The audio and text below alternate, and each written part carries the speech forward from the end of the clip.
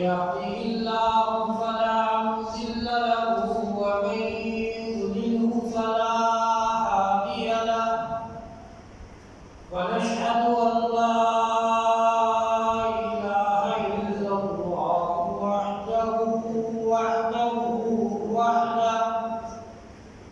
لا شريك له ولا وزير له ولا مشير له ولا مثل له ولا مثال له أما بعد فأعوذ بالله من الشيطان الرجيم بسم الله الرحمن الرحيم النبي أولى بالمؤمنين من أنفسهم وأزواجه أمهاتهم صدق الله العظيم وصدق رسوله النبي الكريم ونحن على ذلك لمن الشاهدين والشاكرين الحمد لله رب العالمين اللهم صل على محمد وعلى آل محمد كما صليت على إبراهيم وعلى آل إبراهيم إنك حميد مجيد اللهم بارك على محمد وعلى آل محمد كما باركت على إبراهيم وعلى آل إبراهيم إنك حميد مجيد يا رب صل وسلم دائما أبدا على حبيبك خير الخلق كلهم اللهم صل على محمد صلى الله عليه وسلم كما تحب وترضى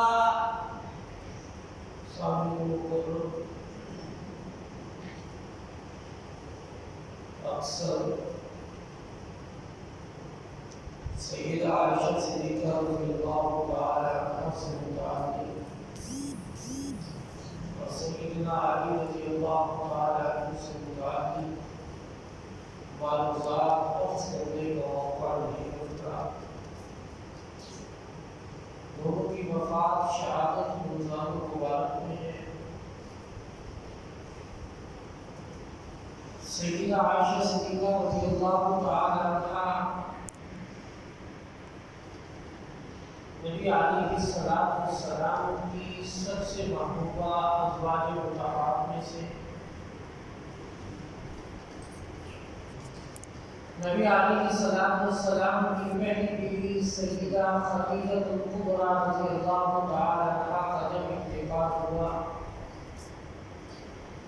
سیدہ خدیجہ الکبریٰ رضی اللہ تعالی عنہا کی زندگی میں آپ نے کوئی نکاح نہیں فرمایا. شباب جوانی کا زمانہ، حضرت عائشہ صدیقہ کی عمر 40 سال اور رحمت عالم صلی اللہ علیہ وسلم کی عمر 25 سال. لیکن آپ نے شباب جوانی کا زمانہ سیدہ خدیجہ الکبریٰ رضی اللہ تعالی عنہا کے ساتھ گزار دیا. سیدہ خدیجہ الکبریٰ رضی اللہ تعالی عنہا کے انتقال کے بعد نبی علیہ السلام کچھ مغموم اور پریشان رہا کرتے تھے. آپ کی حمایت کرنے والے آپ کے چچا ابو طالب، آپ کی رفیقہ حیات، آپ کی سب سے زیادہ دلبر، آپ کی سب سے زیادہ تعاون، آپ کی سب سے زیادہ وفا شعار بیوی سیدہ خدیجہ الکبریٰ رضی اللہ تعالی عنہا کا انتقال ایک ساتھ ہوا. حتیٰ کہ آپ نے اس سال کا نام عام الحزن یعنی غم کا سال. ابو طالب باوجود اس کے کہ ایمان نہیں لائے، لیکن رحمت عالم صلی اللہ علیہ وسلم کا تعاون، آپ کی امداد، آپ کی مدد اور نصرت سب سے زیادہ سیدنا نہیں ابو طالب نے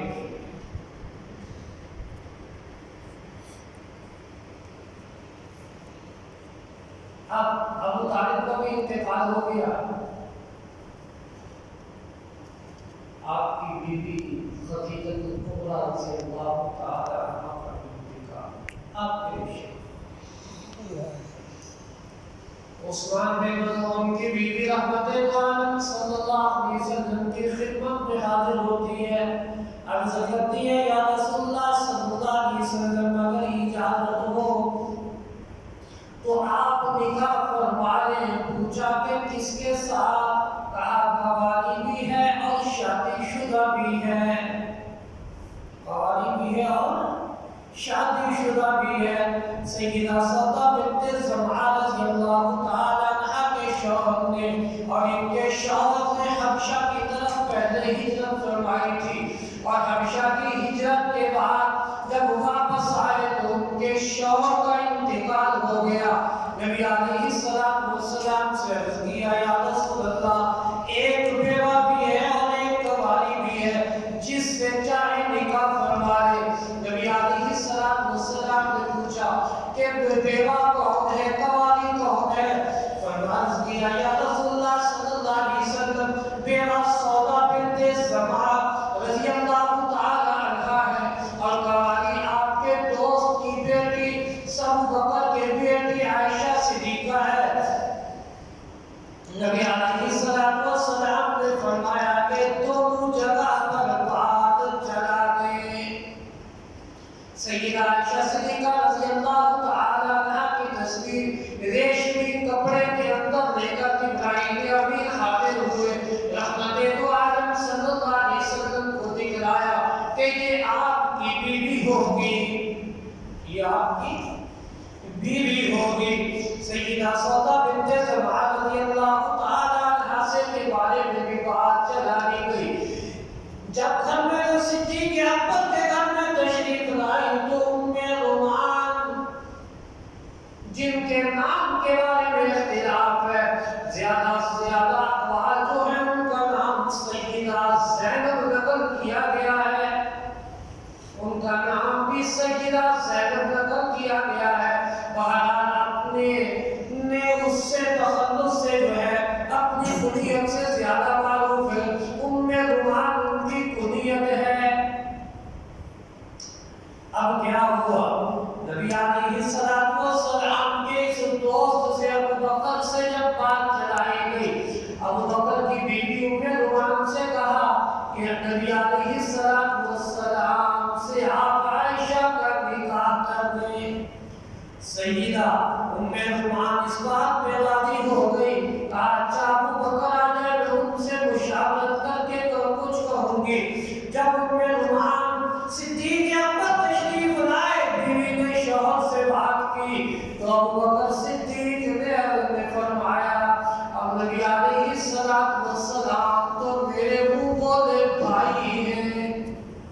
اس زمانے میں جیسے منہ بولے بیٹے کی بیوی سے نکاح حرام سمجھا جاتا تھا، ایسے ہی منہ بولے بھائی کی بیٹی سے بھی نکاح حرام سمجھا جاتا تھا، یعنی اس کو بھی حقیقی بھتیجی کا درجہ حاصل ہوتا تھا۔ صدیق اکبر کی بات کو جب سیدنا عثمان بن مظعون رضی اللہ تعالی عنہ کی اہلیہ کو بتایا گیا، انہوں نے جا کر نبی علیہ السلام سے عرض کیا ابو بکر صدیق تو یہ کہتے ہیں کہ وہ میرے منہ بولے بیٹے، میرے منہ بولے بھائی کی بھی بیٹی ہے، اس سے عائشہ کا نکاح کیسے ہو سکتا ہے؟ اسلام جاہلیت کی ساری رسومات کو مٹانے کے لیے آیا ہے، اسلام نے جاہلیت کی رسومات کو ختم کیا ہے۔ نبی علیہ السلام نے فرمایا کہ وہ میرے منہ بولے بھائی ہیں، میرے نسبی بھائی نہیں ہیں۔ ابو بکر میرے منہ بولے بھائی ہیں، میرے نسبی بھائی نہیں ہیں، لہذا ابو بکر کی بیٹی سے میرا نکاح کرنا حلال ہے، نکاح کرنا جائز ہے۔ صدیق اکبر رضی اللہ تعالی عنہ کو جب اس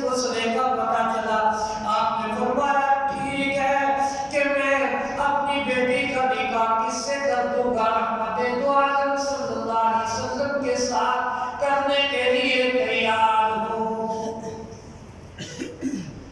جتنا تعلق نبوت کے ساتھ زیادہ ہوگا اتنی ہی آزمائش بھی زیادہ ہوگی، اتنی آزمائش بھی زیادہ ہوگی۔ بولے بیٹے کی بیوی سے نکاح کرنا حلال تھا، اور اس کے لیے خود رحمت دو عالم صلی اللہ علیہ وسلم کا انتخاب کیا گیا۔ سیدنا زید نے اپنی بیوی کو طلاق دے دی تو حضرت صفیہ کا نکاح کس کے ساتھ ہوا؟ رحمت دو عالم صلی اللہ علیہ وسلم کے ساتھ ہوا۔ اور عرب کے اندر یہ بھی بات معروف تھی کہ منہ بولے بھائی کی بیٹی سے نکاح بھی حرام سمجھا جاتا تھا۔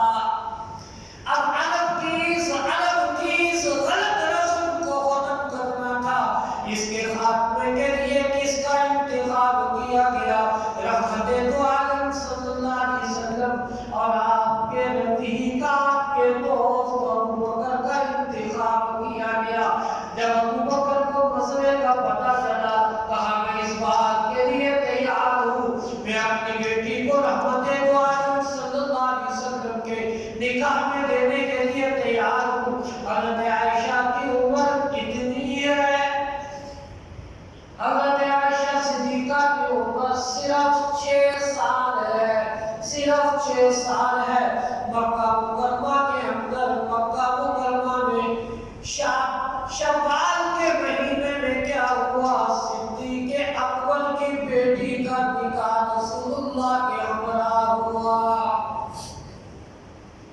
نکاح بھی شوال کے مہینے میں، رخصتی بھی شوال کے مہینے میں، نکاح بھی شوال کے مہینے میں، رخصتی بھی شوال کے مہینے میں۔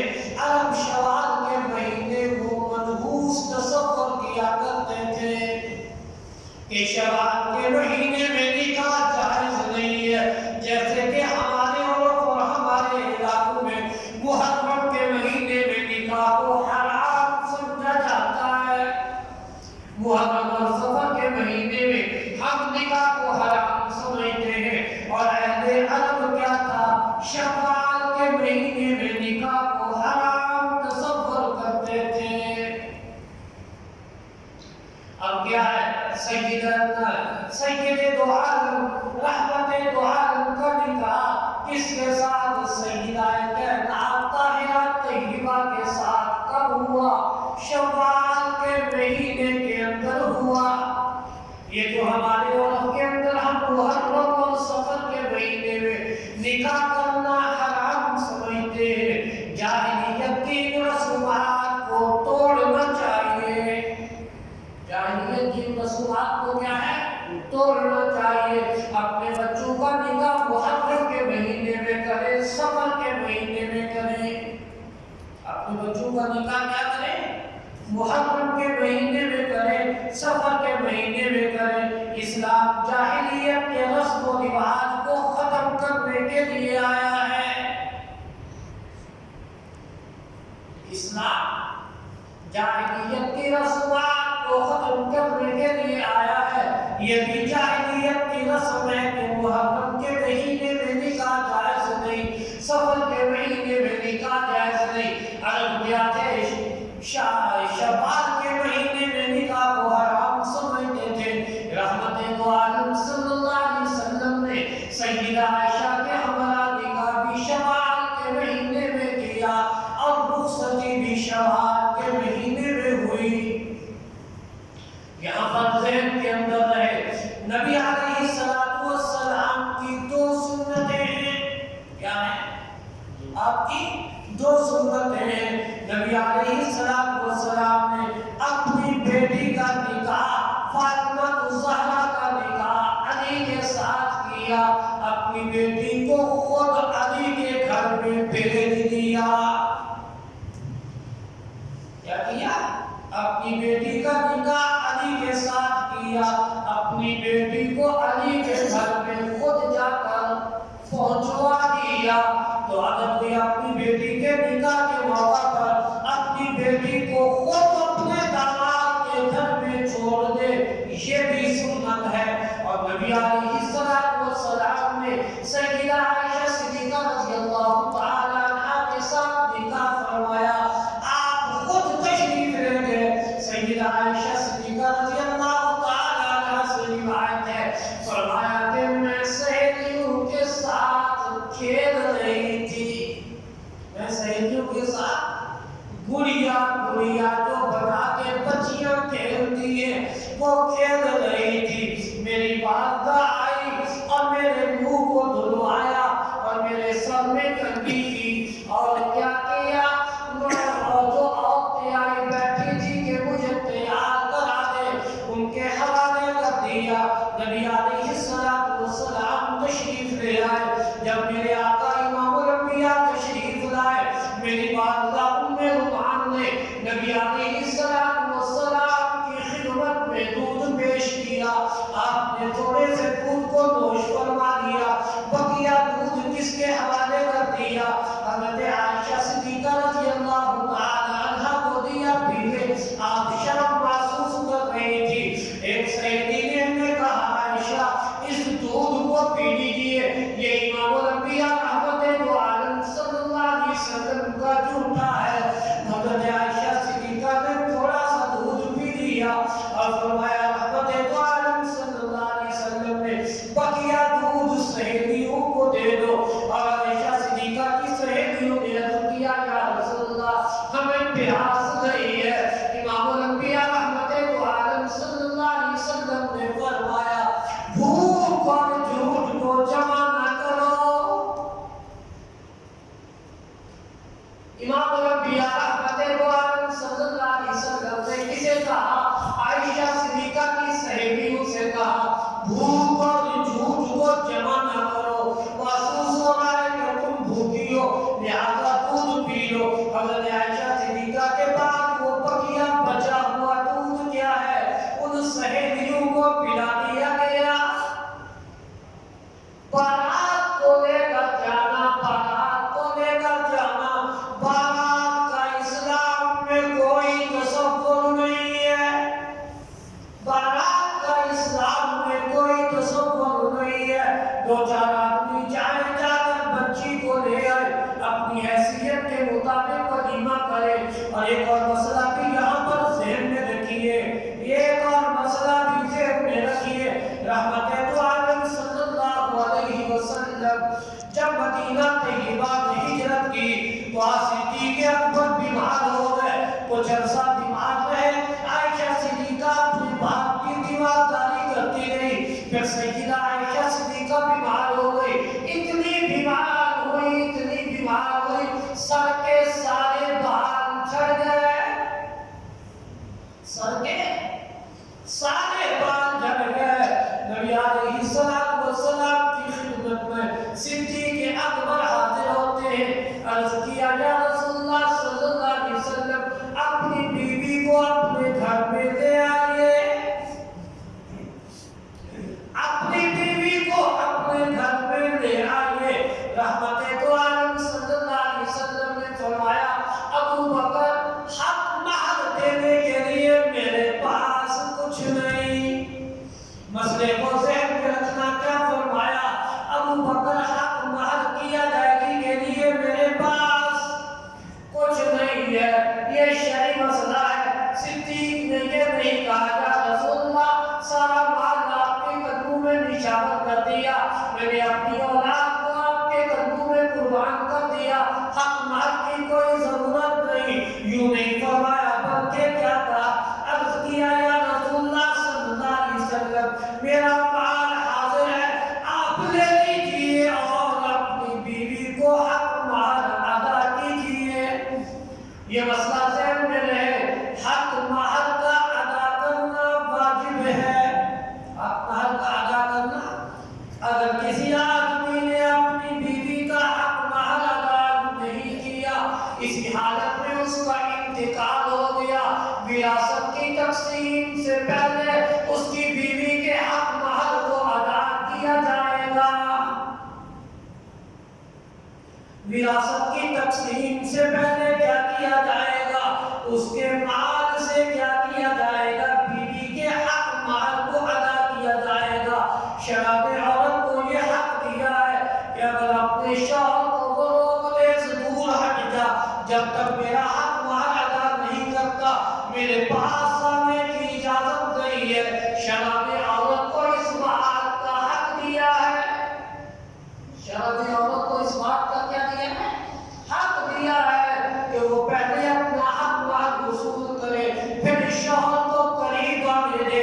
رحمت دو عالم صلی اللہ علیہ وسلم سیدہ عائشہ صدیقہ کو گھر میں نہ لانے کا عذر کیا بیان فرمایا؟ میرے پاس حق مہر دینے کے لیے کچھ نہیں ہے، میں شادی کرتا ہوں، شادی کے موقع پر عجیب قسم کی رسومات میرے معاشرے کے اندر سرایت کر چکی ہیں۔ مولوی صاحب کہتے ہیں، نکاح پڑھانے والا کہتا ہے جی جو حق مہر ہے وہ مجھے دو، وہ حق مہر لے کے جاتا ہے عورت کو دیتا ہے۔ یاد رکھیے سنت طریقہ یہی ہے کہ حق مہر شوہر اپنی بیوی کو دے، حق مہر شوہر اپنی بیوی کو دے۔ نکاح مولوی صاحب کے ساتھ نہیں ہوا، یہ جو مولوی صاحب کہتے ہیں مجھے حق مہر دو، میں جا کر اس کی بیوی کو دیتا ہوں، یہ طریقہ رسم و رواج بھی غلط ہے۔ شوہر کو چاہیے کہ وہ حق مہر عورت کو دے۔ پھر کیا کیا جاتا ہے؟ عورت کا ہاتھ لگوا لیا اور پھر واپس لے آئے کہ حق مہر کی وہ نہیں دیتی، یہ بات بھی غلط ہے۔ علماء نے لکھا ہے کہ کتنی ایسی بیماریاں ہیں، اگر ان کی بیماریوں کے لیے حق مہر کی رقم کو استعمال کیا جائے اللہ ان بیماریوں سے شفا دے دیتا ہے، اللہ ان بیماریوں سے کیا دے دیتا ہے؟ شفا دے دیتا ہے۔ حق مہر کا پیسہ خالصتاً طاہر و طیب ہوتا ہے، یہ عورتوں کو ان کے حق مہر دینے چاہیے، حق مہر دینے چاہیے۔ یہ جو میری اور آپ کی ایک عادت بن چکی ہے جی حق مہر لے کے گیا، عورت بھی شرم کے مارے کہتی ہے میں اس سے حق مہر لے لوں، چلو چھوڑو گی۔ پھر جب حق مہر کو متعین کیا جاتا ہے، بھئی حق مہر کیا کرنا ہے جی 32 روپے، کیا کہتے ہیں؟ کیا کہتے ہیں؟ 32 روپے۔ یاد رکھیے نبی علیہ السلام کی اکثر ازواج ایک کے ماں سوا اور نبی علیہ السلام کی تمام بیٹیوں کا حق مہر 500 درہم تھا۔ کتنا تھا؟ کتنا تھا؟ 500 درہم، 132 تولے چاندی، 132 تولہ چاندی۔ آج کے زمانے میں، آج سے کچھ عرصہ پہلے جب میں حج کے لیے گیا، وہاں کسی نے پوچھا کہ مہر فاطمی کتنا بنتا ہے؟ اس وقت وہ 1 لاکھ کے قریب بن رہا تھا، اب اس کی مالیت 1 لاکھ سے زیادہ ہے، اب اس کی مالیت یہ تو سناروں سے ریٹ کو پتہ کر لیا جائے، اس اعتبار سے جتنا بنے گا اتنا بنا لیا جائے۔ نبی علیہ السلام کیا فرما رہے ہیں؟ میرے پاس حق مہر دینے کے لیے کچھ نہیں، قرض اٹھا کر کس سے؟ اپنے سسر سے قرض اٹھا کر حق مہر کو ادا کیا گیا، اپنے سسر سے قرض مانگ کر کیا کیا گیا؟ حق مہر کو کیا کیا گیا؟ ادا کیا گیا۔ اور ہم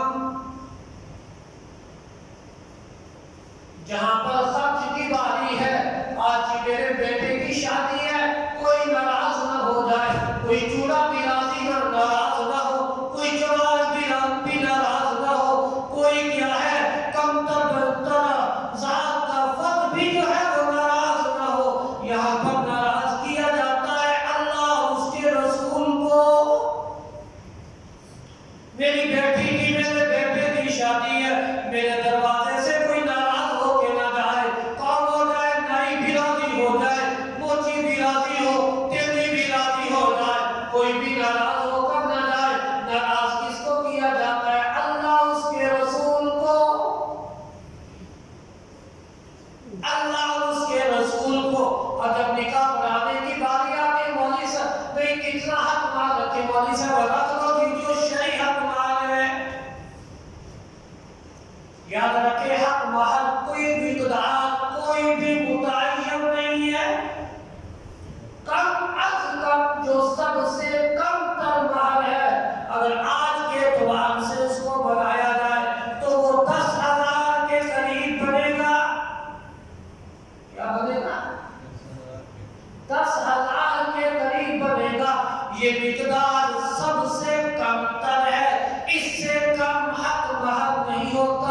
احتیاطاً، کیونکہ سونے چاندی کے ریٹ تبدیل ہوتے رہتے ہیں، پھر سکوں میں بھی دراہم کے اندر بھی کچھ فرق ہوتا ہے، اس لیے احتیاط کے طور پر کچھ زائد رقم بدلائی جاتی ہے، یہ کم از کم اس حق مہر کو متعین کیا جائے تاکہ کوئی کمی کی وجہ سے یہ نہ ہو کہ شرعی مسئلہ تبدیل ہو جائے۔ جب کسی کو کہا جاتا ہے کہ بیٹی کا نکاح ہے، حق مہر کتنا رکھے، 10,000، وہ بازو سر پہ رکھ لیتا ہے، بولی صاحب دنیا مسئلہ نکال لیا، نئی بات نکالتی ہے، میں نے تو کبھی یہ مسئلہ سنا ہی نہیں ہے، 10,000 حق مہر، جان نکلتی ہے عورت کو 10,000 دینے پر، جو شرع نے عورت کا حق رکھا ہے۔ اب یہاں دیکھیں رسومات پر، رسم و رواج پر خرچ کرتے ہیں، ایک دوسرے سے بڑھ کر رسومات پر خرچ کیا جاتا ہے۔ میرے دوستو، رسومات کو چھوڑنا چاہیے، رسومات کو ترک کرنا چاہیے۔ پھر آج کل ایک مولانا صاحب بھی آیا ہوا ہے، کیا کیا، شادی کے موقع پر عورت کو تیار ہونے کے لیے بھیج دیا، وہ تیار ہو کے آتی ہے، نماز کا وقت آیا، وضو نہیں کر سکتی، اب نماز گئی، ظہر گئی، عصر گئی، مغرب گئی، عشاء گئی، کہ جی وہ میک اپ کیا ہوا ہے، وضو کرے گی تو میک اپ خراب ہو جائے گا۔ یاد رکھیے یہ کوئی عذر نہیں ہے، اس عذر کی وجہ سے نماز کا چھوڑنا حلال نہیں ہے۔ اگر اس نے اس کو حلال سمجھ کے چھوڑا تو دائرہ اسلام سے خارج ہو جائے گا۔ اگر اس موقع پر بھی اس نے نماز کے چھوڑنے کو حلال سمجھ لیا، جائز ہے کہ جی چھوڑ دو، یہ عذر ہے، یہ عذر ہے، تو وہ دائرہ اسلام سے خارج ہو جائے گا۔ اگر کسی عذر کی وجہ سے پھر اس کو حرام سمجھتے ہوئے چھوڑا تو گناہگار ہوگا۔ اس لیے اس معاملات کو کیا کرنا چاہیے، ان معاملات میں احتیاط کرنی چاہیے۔ یہ کس کی شادی کا واقعہ ہے؟ یہ رحمت دو عالم امام الانبیاء صلی اللہ علیہ وسلم کی شادی کا واقعہ ہے۔ سیدہ عائشہ صدیقہ رضی اللہ تعالی عنہا فرماتی ہے، میرے نکاح پر کسی اونٹ کو ذبح نہیں کیا گیا، میری رخصتی کے موقع پر کسی گائے کو ذبح نہیں کیا گیا، میری رخصتی کے موقع پر کسی بکرے کو ذبح نہیں کیا گیا، بلکہ کیا ہے، عرب کے ایک نبی علیہ السلام کے صحابی ہے، وہ بہت بڑے سخی تھے، وہ بہت بڑے کیا تھے، سخی تھے، نام میرے ذہن سے نکل گیا، وہ بہت بڑے سخی تھے، اور وہ کیا کرتے تھے، ان کے گھر کیونکہ مہمان خانے میں اکثر مہمان آیا کرتے تھے، اور کبھی ایسا بھی ہوتا تھا 24 گھنٹوں میں 4 گائے کو، 4 بیلوں کو، اونٹوں، 4 اونٹوں کو ذبح کر دیا جاتا تھا، کس لیے، مہمانوں کے اکرام کے لیے۔ 24 گھنٹوں میں، یعنی ایک دن اور ایک رات میں 4 اونٹوں کو ذبح کر کے مہمانوں کو کھلا دیا جاتا، 4 گائے کو ذبح کر کے مہمانوں کو کھلا دیا جاتا۔ نبی علیہ السلام کے یہ صحابی کے گھر سے کیا ہے، ایک برتن کے اندر گوشت آیا، یہ کس کا ولیمہ ہے، یہ امام الانبیاء رحمت دو عالم صلی اللہ علیہ وسلم کا ولیمہ ہے، اور وہی ولیمہ ہوا، ہم نے گھر کے سارے افراد نے بیٹھ کر اس کو کھایا، یہ میرا ولیمہ تھا۔ کون فرما رہی ہے، اس کائنات میں مجھے قسم ہے اس ذات کی جس کے قبضہ قدرت میں میری جان ہے، اس سے زیادہ مبارک نہ کوئی کائنات میں دلہا تھا، نہ اس سے زیادہ مبارک کائنات میں کوئی دلہن تھی۔ یہ امام الانبیاء کا ولیمہ ہے، یہ خاتم الانبیاء کا ولیمہ ہے۔ میں ولیمے پر ولیمہ کرنے کے لیے لوگوں سے قرض اٹھاتا ہوں، قرض اٹھانے کی ضرورت نہیں۔ نبی علیہ السلام کی ایک بیوی کا کیا ہے، ولیمہ ہو رہا ہے، نبی علیہ السلام نے اعلان فرمایا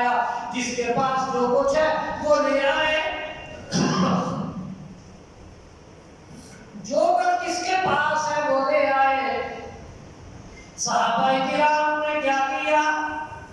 کوئی کھجور لا رہا ہے، کوئی جو لا رہا ہے اور کوئی گھی لا رہا ہے۔ یہ مختلف چیزیں نبی علیہ السلام کی دربار میں لائی گئی۔ نبی علیہ السلام کے سامنے لا کر ان کو ڈھیر کر دیا گیا۔ جب رحمت عالم امام الانبیاء صلی اللہ علیہ وسلم کے سامنے ان چیزوں کو ڈھیر کر دیا گیا، نبی علیہ السلام نے زمین میں بہت چھوٹے چھوٹے گڑھے کھود دیے۔ زمین میں چھوٹے چھوٹے کیا کیے؟ گڑھے کھود دیے۔ زمین میں چھوٹے چھوٹے گڑھے کھودے اور دسترخوان پر اس ساری کی ساری چیزوں کو ملا دیا۔ پنیر بھی ملایا جا رہا ہے، کھجور بھی ملائی جا رہی ہے، تیل جو کچھ ہے سب چیزوں کو مکس کر دیا گیا اور کرنے کے بعد اس دسترخوان کو پھیلا دیا گیا۔ دسترخوان میں وہ جو چھوٹے چھوٹے گڑھے بنائے تھے وہاں سے دسترخوان چمڑے کا دسترخوان تھا، نیچے کر دیا گیا۔ یہ کس کا ولیمہ ہو رہا ہے؟ یہ امام الانبیاء کا ولیمہ ہے، یہ رحمت عالم صلی اللہ علیہ وسلم کا ولیمہ ہو رہا ہے۔ آج کیا کہتا ہے؟ میری ناک نہیں رہتی، میری ناک نہیں رہتی، اپنی رسومات پر سب کچھ خرچ کرنے کے لیے تیار ہوں۔ یہ ولیمہ کس کا ہو رہا ہے؟ جس کے لیے میرے رب نے ساری کی ساری کائنات کو بنایا ہے۔ یہ اس ذات کا ولیمہ ہے جس ذات کے لیے کیا کیا؟ ساری کی ساری کائنات کو وجود دیا، جس کے پاؤں کا صدقہ جنت ہے، جس کے پاؤں کا صدقہ دنیا کے سارے انعامات ہے، جس کے پاؤں کو مست کرنے والی مٹی کا صدقہ میں اور آپ ہے۔ یہ کائنات کا نظام جس ذات کے لیے چل رہا ہے، یہ اس ذات کا ولیمہ ہے۔ یہ اس ذات کا کیا ہو رہا ہے؟ یہ ولیمہ اس ذات کا ہو رہا ہے۔ رسومات کو چھوڑنا چاہیے۔ رسومات کو کیا کرنا چاہیے؟ چھوڑنا چاہیے۔ سنت کو اختیار کرنا چاہیے۔ میں یہ نہیں کہتا کہ ولیمہ اسی انداز سے ہو، لیکن یہ کہتا ہوں اس کے لیے شادی پر کے لیے قرض اٹھانا یہ کوئی شرعی مسئلہ نہیں۔ بیٹے کی شادی ہے، بیٹی کی شادی ہے، ہم کیا کرتے ہیں؟ بیٹی کی شادی پر زیادہ سے زیادہ جہیز دیا جائے۔ یہ بات یاد رکھیے، میں ذمہ داری سے کہتا ہوں، نبی علیہ السلام کی کسی بیٹی کی شادی پر جہیز کا کوئی تصور نہیں ہے، جسے ہماری عام کتابوں میں نقل کیا گیا۔ حضرت فاطمہ الزہرا کو چکی دی گئی، مصلی دیا گیا، یہ چیزیں عثمان غنی کی طرف سے ہدیہ تھی۔ یہ چیزیں کیا تھی؟ عثمان غنی کی طرف سے ہدیہ کر دی گئی تھی۔ نبی علیہ السلام نے اپنی بیٹی کے جہیز کے لیے کوئی سامان نہیں خریدا۔ بیوی کا نام نفقہ سکنا مرد پر واجب ہے، نہ کہ عورت پر، کہ وہ عورت کیا کرے؟ اپنے خرچے اپنے استعمال کا سامان کہاں سے لے کر آئے؟ ایسا ہرگز نہیں۔ یہ چیزیں مرد کی مردانگی کے بھی خلاف ہیں، یہ مرد کی غیرت کے بھی خلاف ہے، بلکہ کیا کرے؟ ان چیزوں کا انتظام خود کرے۔ اللہ پاک مجھے سب کو عمل کی توفیق عطا فرمائے۔ سبحان اللہ۔